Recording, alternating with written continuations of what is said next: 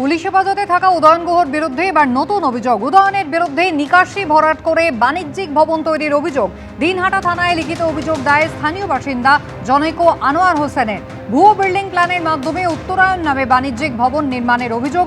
ওই বাণিজ্যিক ভবন নির্মাণের ফলে এলাকায় জল নিকাশি ব্যবস্থা ক্ষতিগ্রস্ত হয়েছে বলে অভিযোগ। প্রতারণা, অপরাধমূলক বিশ্বাসভঙ্গ ও অপরাধমূলক ষড়যন্ত্রের মতো মামলায় গ্রেফতার করা হয় উদয়ন গুহকে।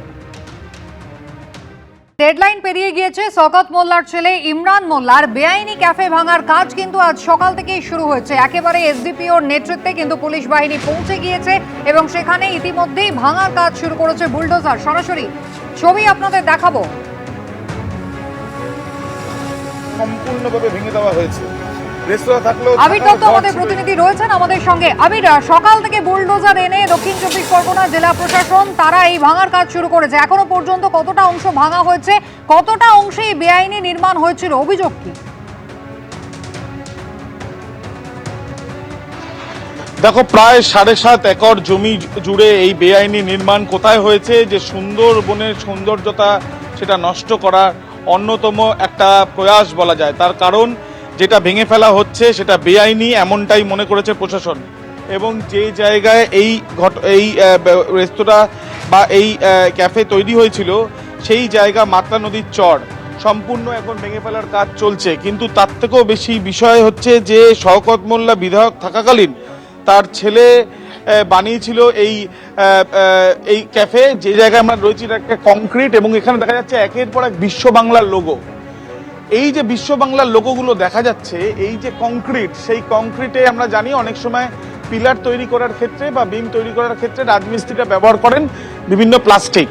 সেই ক্ষেত্রে এই যেগুলো ব্যবহার করা হচ্ছে সেখানে দেখা যাচ্ছে এখানে লেখাও রয়েছে যে দুর্গত মানুষের পাশে বিপর্যয় ব্যবস্থাপন দপ্তর। অর্থাৎ এই যে এখানে এই যে লেখা রয়েছে এবং তার সাথে বিশ্ব বাংলার লোগো, সন্দেহ ঘনীভূত হচ্ছে যে এখানে কি কোনোভাবে ওই ত্রিপল যেটা সাধারণ দুর্গত মানুষের জন্য ব্যবহার করা হয় সেগুলো ব্যবহার করা হচ্ছিল। অর্থাৎ বিধায়কের ছেলে যে কংক্রিট তৈরি করছে বা ইমারত তৈরি করছে সেই ক্ষেত্রেও কিন্তু সাধারণ মানুষের জন্য বরাদ্দ এই যে ত্রিপলগুলো সেগুলো ব্যবহার করা হচ্ছে। শুধুমাত্র জায়গায় জায়গায় এই ধরনের লোগো রয়েছে, বিশ্ব বাংলার লোগো রয়েছে, এই কংক্রিট যেটা ভেঙে ফেলার সিদ্ধান্ত নেওয়া হয়েছে তাই নয়। এখানে দেখা যাচ্ছে এই যে প্লাস্টিক, সেখানেও বিশ্ব বাংলার লোগো দেওয়া এই যে প্লাস্টিক সেগুলো এখানে রয়েছে। অর্থাৎ বিধায়ক থাকাকালীন শওকত মোল্লার ছেলে যে ইমারত তৈরি করেছে সমস্ত কিছু ভেঙে ফেলা হয়েছে। এখন যে কংক্রিট রয়েছে সেই কংক্রিটের চারিদিকে তাকালে দেখা যাচ্ছে যে পিলার থেকে আরম্ভ করে বিম, সেখানে এইগুলো ঢালাই করার ক্ষেত্রে যে প্লাস্টিক ব্যবহার করা হয়েছে সেটাও সরকারি প্লাস্টিক।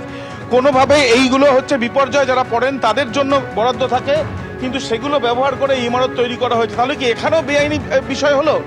অর্থাৎ যে বেআইনিভাবে দখল করা হয়েছিল জমি, যার জন্য সরকারি নির্দেশ আজকে ভেঙে ফেলা হচ্ছে, যেভাবে তৈরি করা হয়েছিল সেই ক্ষেত্রেও কি সাধারণ মানুষের যেটা প্রাপ্য, যারা দুর্গত এই সুন্দরবন অঞ্চলে বন্যা বিধ্বস্ত মানুষ প্রচুর মানুষ থাকেন, তারা এখানে সমস্যায় পড়লে সেই ক্ষেত্রে বিধায়কের তহবিল থেকে বা সরকারের তরফ থেকে যে ত্রাণ দেওয়া হয়, আগের সরকারের এই যে বিশ্ব বাংলার যে লোগো ছিল সেই লোগো দেওয়া কালো প্লাস্টিক বা যে ত্রিপল, সেই ত্রিপল দিয়ে তৈরি করা হয়েছে এখানকার এই ইমারত।